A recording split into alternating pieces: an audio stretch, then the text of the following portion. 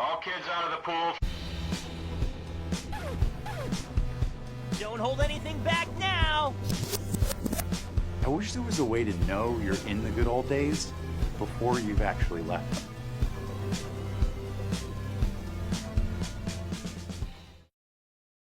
What were some of the most popular toys from your childhood? Growing up in my generation, we got some pretty cool stuff, like Yu-Gi-Oh cards, the Game Boy Advance, and even Webkinz. Many of these toy crazes from back in the day still exist and are remembered well, while even the less popular ones still retain a following, for better or worse. However, in recalling all the trading and discussion that took place on the elementary school playground, it reminded me of another fad toy that sort of fell through the cracks and became completely forgotten. At the time though, these things were just as popular as any collectible on the market, and as someone who never jumped on the bandwagon, I confess, I found myself caught up in the hype of Mighty Beans. What are Mighty Beans, you ask? Essentially, they're nothing more than little plastic objects with a weight inside allowing them to wobble around. I think they were intended to be used with the racetracks that were released, but no one I knew had the racetracks or even cared about that. To us, it was all about the collectability and swag you attained by having the coolest and rarest beans. The Australian company that created Mighty Beans, Moose Toys, released the first series of 60 beans over there in 2002, where they soon found their way into US toy stores only a few months later. The 60 beans were divided into 5 mini-sets or teams, which focused on a specific theme or gimmick, making it more fun trying to complete these sets. However, the products used blind packaging, so you didn't know which beans you were going to get, aside from the one that you could see and move around in the window. This is where the insanity began, as all my friends in elementary school bought loads of these trying to get the most desired beans in the set. A few of my favorites were the Elvis bean, the Zebra bean, and the legendary Stunt bean. He became an icon of my class and one of the most desired beans of the whole series. I remember getting him in one of my first few packs and got many offers from classmates who obsessively wanted him. Despite the offers to trade entire collections for my one bean, I kept him because he held that much power. That's actually another aspect of the beans to point out, is their rarity. While my classmates valued certain beans higher than others, the Mighty Beans themselves had actual rarity values attached to them, which made it difficult to obtain certain ones. But I think the artwork on them played a big role in how coveted certain ones became. It was the perfect mix of over-exaggeration, while still being recognizable to what character was being portrayed. I always thought they did a really nice job on the animal ones. Those were my favorites to collect. While I had a lot of cool animal ones, I unfortunately never got the god of all animal Mighty Beans, or rather, the god of all Mighty Beans themselves. The Mighty Moose Bean. This was by far the rarest and most desired bean, not only to my class, but also in the Mighty Beans hierarchy. It was based on Moose Toys, the company that created these as I mentioned earlier. Believe it or not, I knew a kid that legit had 3 of these in his collection, and he would constantly bring them to class just to show them off. Back in the day, these were highly valued, and I'm sure he paid a lot of money for them, wherever he got them from. Nowadays, they retain some value, but it doesn't seem like people are even buying this one, which leads back to the point of the video. Mighty Beans fell pretty hard over the years as more were released. Series 2 came out the following year in 2003, and retained a lot of its popularity with some notable character additions including the Ninja, Raptor, and Unicorn beans. Series 3 followed shortly after and changed the groupings to be pairs, rather than sets of 5, and also added rare color changing beans. I remember getting a few of these like the Caterpillar and the Chef Pig, but never amassed the collection I had with Series 1 and 2. Series 4 and 5 released in 2004 and added gimmicks that strayed from the core Mighty Beans formula, but I don't remember getting any of these or having any friends who did either. Throughout their prime, Mighty Beans even got the license to Marvel and Pokemon, and released entire sets based around these characters, which I do remember buying. However, it was relatively short-lived, as they didn't stick around in stores for long, with the brand officially ending their releases in 2006. It wouldn't be until 2018 when Mighty Beans were rebooted and released a licensed Fortnite set along with their main series. But these ones stray really far from what the original Mighty Beans embodied, and nowadays you can't even find them in stores anymore. While Mighty Beans might not be remembered as well as the original sets of Yu-Gi-Oh cards, or even created as much fun as the early years of Webkinz, I think the first 2 series really hold nostalgia for those years in elementary school when a bunch of little plastic beans could make you a legend. Growing up in the early and mid 2000s gave us kids a lot of creative food products that aren't around anymore. Twistables fruit snacks in their variety of flavors, Yogo's yogurt bites which included a plastic dispenser, and even that grossly colored Grinch ketchup which I used frequently back then. While the food products themselves are pretty cool, what about the dinnerware you'd eat meals off of? No one wants to use a boring old plate, that's not fun. I did have a variety of character-themed plates that I used, but aside from the picture, there wasn't anything special about them. However, that changed when the most memorable plates in existence released nationwide, and kids like myself joined in on the craze that brought animal faces to the dinner experience. These are Zoo Pals. Zoo Pals are a line of paper plates which combine the concept of animal faces and a unique shape for an incredibly fun dining experience. Every plate features a cartoony animal design in bright bold colors, and breaks the sections of the plate down into threes. The larger areas are used to hold bigger food items, while the smaller ones are mostly reserved for sides or condiments. But what makes these even cooler is how there were a variety of different plate arrangements for each animal. Some designs used the smaller sections as ear placement, while others placed them at the bottom for legs. Rarer plates were even turned on their side for fins and tails, making this a really creative idea. According to archives, Zoo Pals first released in 2003 by the Hefty brand, who makes a variety of disposable dinnerware, but are probably best known for their trash bags. These plates saw a nationwide release across grocery stores here in the US, and even got their own ad campaign, complete with a catchy song. I remember this ad playing a lot, and it was probably where I first learned about them. This made it really fun buying all of the different sets and seeing all of the different animals in each one. I gotta tell you, just picking out which one you wanted to use was a great time. I even remember pulling out a couple of my favorite designs, the whale and the penguin, to hang on my wall. However, the number of each animal in the packages seemed random, so you had to decide which ones you wanted to save and which ones you wanted to use and throw away. It really goes without saying that these were a big hit, and as expected, the Zoo Pals universe would soon expand. In the following years of its popularity, the main series of plates would release new animals, including the Baby series, which featured a couple baby animals along with the larger one on each plate. Cups, bowls, and utensils were also released, and used many of the classic designs from the plates. Zoo Pals even acquired the Arthur license and released a set based on characters from the TV show. Though as far as I can tell, this was the only licensed set that exists, and I can't even remember seeing it in stores. In fact, I only vaguely remember the cups and can't recall the dishes or utensils at all. As the 2000s neared its end, so did the popularity of the Zoo Pals brand, and according to archives, production largely ended around 2007, and by 2010, they were completely gone. I think a lot of its decline is to blame on the knockoffs that popped up in grocery stores and dollar stores as time went on, which were marketed to be cheaper and more budget than the name brand. Zoo Pals as a whole is so obscure nowadays that it doesn't even have a Wikipedia article, and the images you find in a quick search are just about all that's been archived. Unfortunately, the Wayback Machine can't even help us since the Zoo Pals website was entirely Flash-based and can no longer be accessed. I'm sure there was a master list of all the animals on here at one point, and maybe even a game or two. However, if there's any positive to come from these roadblocks, it's the fact that Zoo Pals themselves are not hard to find. There are lots of sealed sets on eBay for nostalgic or dining purposes. It's still a little sad that these were discontinued and haven't seen a return in any form since.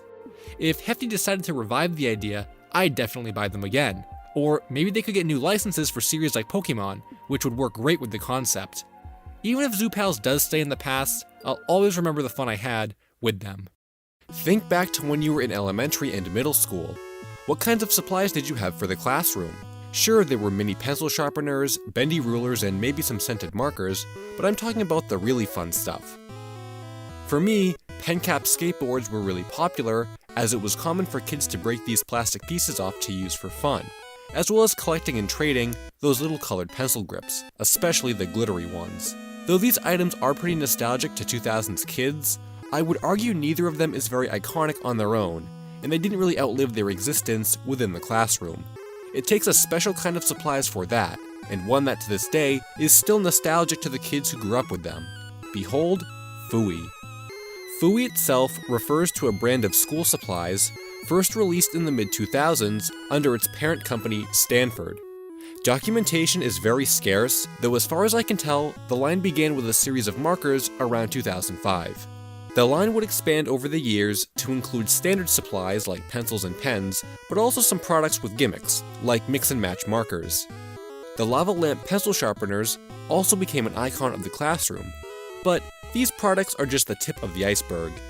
The main attraction that Fooey offered, and by far what became the defining point of this line, were the eraser heads. When my brother, Foolish Connor, first mentioned these to me as something nostalgic he grew up with, I didn't really remember them at all. These are eraser caps which were sculpted to look like the Fooey mascot's head, and were sold in packs just like their other products. They came in a variety of different colors and sizes, but that was about it. There was no other gimmick to them. However, it's clear I was the one out of the loop here, as they seemed to grow in popularity after my time in elementary school, and to the kids who experienced these firsthand, they know. It's not that the erasers needed a gimmick to be popular, but rather it's the fact they existed in the classroom. You know how toys were constantly banned for causing distractions? Well, in a way, these erasers became the replacement to that. My brother would tell me stories about how all of his friends had these, and they'd use them like characters going on adventures around the classroom. The shape of the eraser being that of the Fooey monkey gave more life to the item compared to a normal eraser cap. But since they could still be used as normal erasers, no one could put a ban on them. They seemed like a whole lot of fun, and that's only one part of their popularity. The other is that of their collectability. It goes without saying that for the variety of sizes and colors these came in, kids would always be trying to build up their collections and trade with each other.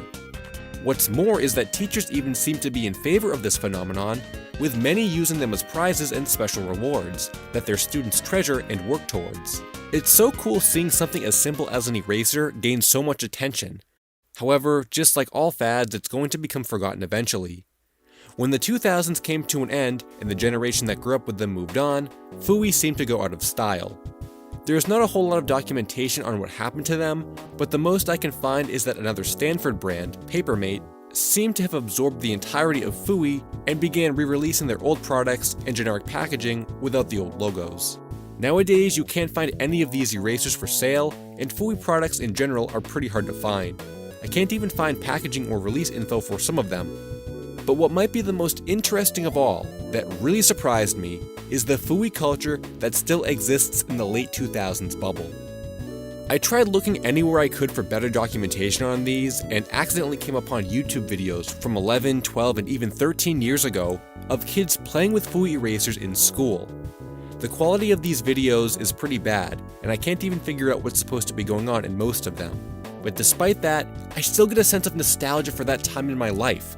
Hanging out with friends, goofing around over some fad toy that we all got so caught up in as kids. I particularly like this video of a kid making a short movie at his kitchen table. You can even see his books laying around as if he's supposed to be doing his homework, but got distracted by his movie idea with the Fooey. Even though I didn't really live the Fooey fad, I'm still hit by the nostalgia it represents from over a decade ago. When you think about fads of the past, you sometimes gotta wonder what made them so popular in the first place. With stuff like Mighty Beans, it makes sense. Small figures with a gimmick that could be traded with friends makes for an easy fad concept. Fooey school supplies were kinda like that too, where their marketing was hip and stylish, so everyone in class wanted to be the cool kid. However, sometimes a product comes out that takes on a life of its own, and becomes really popular for seemingly no reason. This makes me wonder how such a thing could have gotten so popular to begin with, and furthermore, why I was invested in the craze. I'm talking about the dog. If you grew up in the early 2000s, I'm sure you recognize these right away, but if not, it might seem a little confusing. The dog is a product line from a company called Artlist Collection, which uses photographs of dogs and prints them onto a variety of merchandise. Its main gimmick is that the photos are taken using a fisheye lens filter, adding a more unique vibe to its look. The series began in Japan of all places during the year 2000, with a product line focusing only on postcards and calendars, though these items are really popular in Japan. Originally, only dogs were used as subjects in the photos, but as its popularity grew, other animals were introduced, including cats, pigs, and rabbits.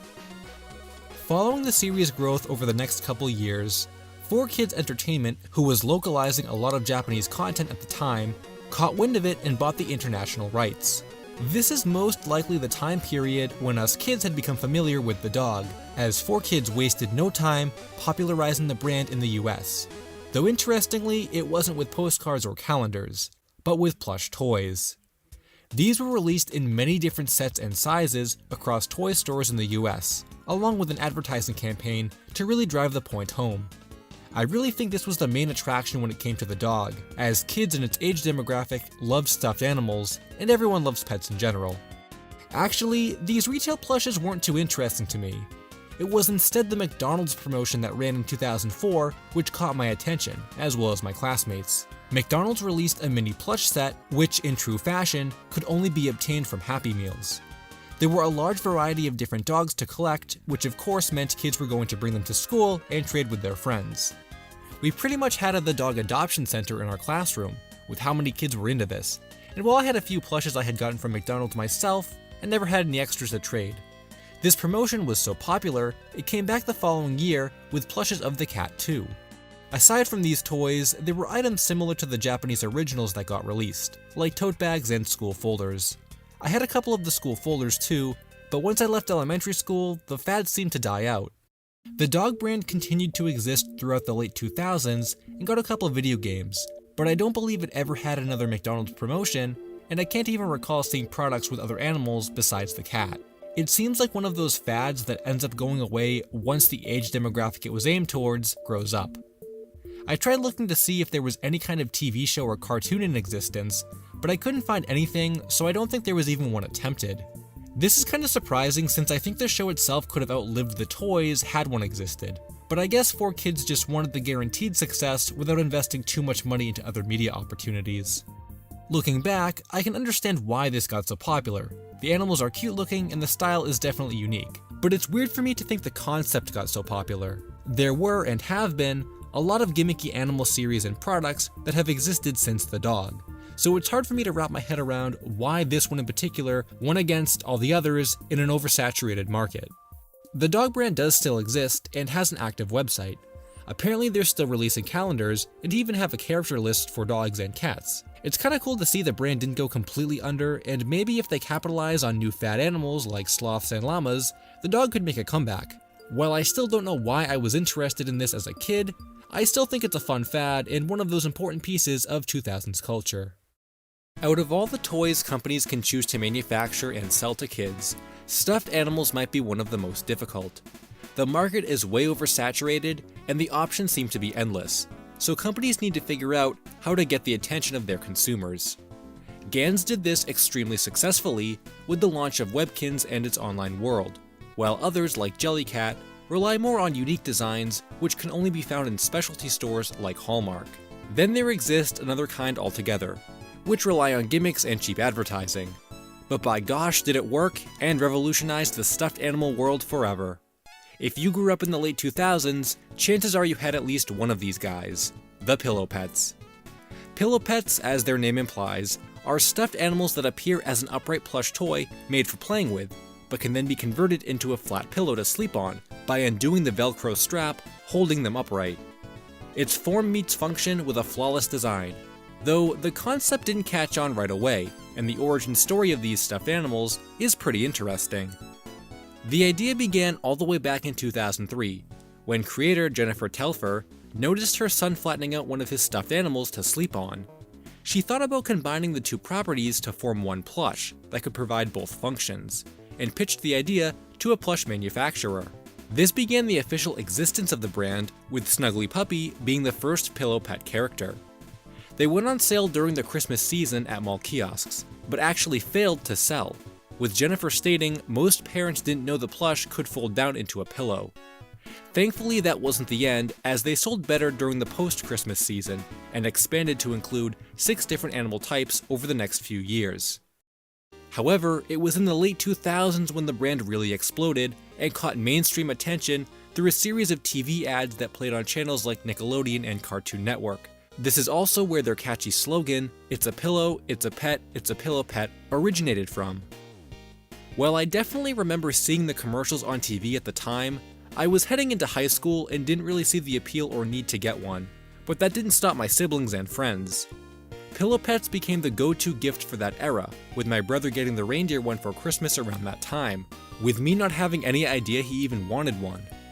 My sister also got one for her birthday, which was a penguin, and throughout its popularity, Pillow Pets obtained a lot of licenses too, including Disney, Thomas the Tank Engine, and even SpongeBob. Unfortunately, this goes both ways. Since the brand was so popular, it ended up receiving a lot of knockoffs and unauthorized products. One of the bigger stories is from 2011 and involved a toy company that was in possession of 17,000 counterfeit Pillow Pets. Their warehouse was tracked down by authorities and the products were seized. Though this definitely didn't stop anyone else with the means to mass produce fakes. I distinctly remember going to the mall one holiday season and seeing fake Pokemon Pillow Pets being sold at a kiosk, which is never something you want to see, even though shops like that don't last very long. Keep in mind to always check the Pillow Pets in question and make sure they have their tags of authenticity. Though nowadays, with the demand for them much lower, I'm not sure if there are as many fakes floating around out there. Pillow Pets expanded their line a couple years into the 2010s with Dreamlight, Glow Pets, and they even got their own DS game, on top of being used for many charity-driven organizations. This includes thousands of Pillow Pets being donated to children's hospitals and money raised for various relief efforts. To this day, the main brand continues to be produced. There's even an official website you can visit and purchase from, with new and exclusive styles, including scented Pillow Pets too, which definitely didn't exist in the early 2010s. While I don't think they'll ever be as popular as they once were, it's really cool to see that they're still going all these years later. If you were a kid growing up in the mid to late 2000s with an internet connection, then chances are you participated in some kind of online virtual game. For me, it was Webkinz, which got insanely popular around this time. But some of my friends also played things like Club Penguin and even RuneScape. However, for all of these well-known and iconic games from back in the day, there exist just as many that became forgotten relics of the past, and in some cases, remain only as lost media. As someone who played a lot of Webkinz back then, I remember a few of the clone games it received, like Shining Stars, which was a pretty blatant ripoff. But there was one big competitor that tried to copy the Webkinz formula and only accomplished it to varying degrees of success. This is Beanie Babies 2.0. Beanie Babies 2.0 was a spin-off line of the famous toys, with the main selling point being identical to that of Webkinz. Kids would go to the store and buy their stuffed animal, which came with a code and could be used to gain access to the online world. The line originally consisted of 13 animals, though would expand to over 60 by 2009, which introduced the teeny Beanie Babies through a McDonald's toy promotion. Some of these designs were even exclusive to the TY store, and others got re-released later on without the online code. Despite the popularity of the plush toys themselves, I'm sure you're wondering what the game was like and how it became left in the past. The Beanie Babies 2.0 world launched along with the original plush toys in early 2008, which was also the time I discovered the game, so I guess you could say I'm an OG player. My brother bought one of the plushes, so I'd watch along as he played, and from what I remember, it was kinda cool, but not quite to the level of Webkinz. Mayor Beanie was one of the main characters in this game, acting as a tour guide through the world, which felt a little unpolished. I mostly remember a confusing navigation system and activities that seemed to pop up out of nowhere, as if there wasn't a dedicated area for games.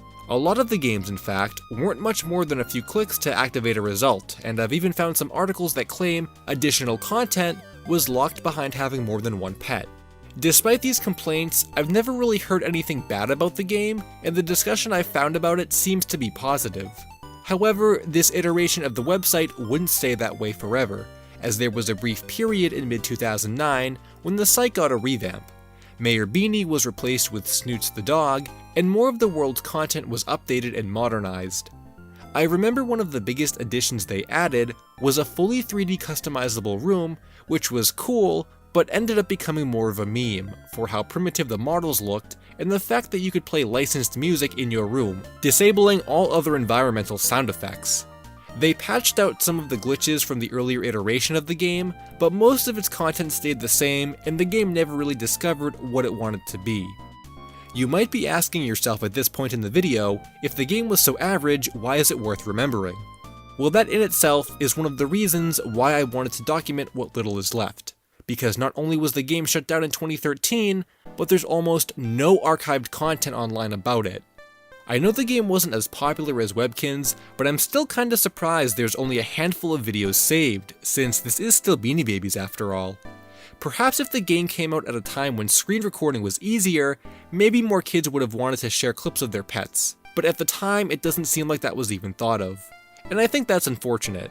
I haven't played Webkinz in years, and I know there are areas of that game which have been changed and discontinued over the years, but I can still remember so much about it, whereas Beanie Babies 2.0 kinda faded from my memory. Despite these comparisons, I still think the game is an interesting look into the late 2000s internet culture, and the fact that it's shrouded in so much mystery all these years later is deserving enough for it to be remembered. Remember when you were a kid and your parents always told you to do things you didn't like? Eating vegetables, going to bed early, and brushing your teeth are just a few examples. In some of these cases, you couldn't really make these activities any more fun. Vegetables always tasted bad, no matter what you put on them, and sneaking your Game Boy into bed only worked when your parents weren't checking on you. And when it comes to brushing your teeth, things were no different. When I was growing up, I remember having toothbrushes with characters on them, and even colored mouthwash that was supposed to glow in the dark or something, but I don't remember either of these being particularly fun. However, if you grew up closer to the late 2000s, then there existed a product that was specifically designed to make brushing more fun for kids, with a fun gimmick. This was actually a series of products that lasted for several years, and I'm sure you remember the commercials from back in the day. These are Tooth Tunes. Tooth Tunes are as simple as they sound. Toothbrushes that play music as you brush your teeth. The idea is that kids who don't like brushing their teeth will be more willing to do so if it means they can hear their favorite song as they brush. The technology in these is pretty advanced, as the official website states. With the push of a button, and then touching the brush to your teeth, sound waves stream through the bristles and travel through the jawbone to the inner ear, where music is heard.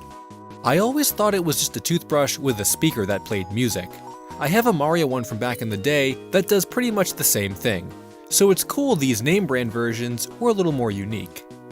Apparently, as more pressure is applied to the brush, the louder the song would be, as if to encourage kids to brush extra thorough. Sometimes the power was too great and the song could be heard in the surrounding area, despite the toothbrush having been intended to only emit music that the user could hear. But now that you're completely sold on the concept of tooth tunes and will without a doubt brush your teeth twice a day, what kinds of music could you treat your ears to? Just like the gimmicky concept of this product in general, most of the music that was chosen to be used were mainstream pop tunes of the late 2000s. If you check out the Wayback Machine and visit Hasbro's old site, you can find an old list containing dozens of different releases. These range from Jonas Brothers to Hannah Montana, Black Eyed Peas, and the Cheetah Girls, but it appears as though the entire list wasn't saved. Instead, we can use the Wayback Machine and look at an old capture for the Wikipedia article, which documents every release for each year. This reveals songs that were popular but less mainstream at the time, such as the Beach Boys and YMCA. But then you can even find listings for bands that are way more niche, like The Cab, Hot Shell Ray, and We the Kings. Not only that, but there even exists an exclusive song that was only released on Tooth Tunes, a remake of Devo's hit, Whip It, but with the words changed to Brush It. I thought we might have some Tooth Tunes lost media on our hands, but turns out this song did find its way to YouTube. Some of these releases I couldn't even find sold listings for, and given how many there are, I'm sure rarity comes into play if you are trying to find a certain one nowadays, but also back in the day as well. Imagine being a kid and wanting a very specific brush, so having to ask your parents to drive you around to every store in the area just trying to find a certain release. Apparently, these were even being released as late as 2015, and I'm sure the brushes that were coming out during that time didn't get a lot made. Going back to the Mario one I mentioned earlier, I don't even remember seeing a lot of knockoffs that used this concept by that time. I'm pretty sure it was around 2011, and by then, the commercials were long gone in my area. It was definitely a late 2000s thing. Believe it or not, tooth tunes can still be found pretty easily today if you look on eBay. New in-box products are available to purchase, but depending on the artist or song, the listings can get pretty ridiculous for a piece of late 2000s memorabilia. There's even a modding scene that exists, which shows you how to add your own songs to the brushes. I think if I was going to go through the hassle of modding a toothbrush, I'd probably just listen to Spotify while brushing my teeth, but it's cool that anyone figured this out in the first place, and maybe some parent out there was able to get their kid's favorite song in one of these to get them to brush. And that's what it's all about. A neat 2000s gimmick that was marketed towards getting kids to brush, and has since become nostalgic for those who grew up with it.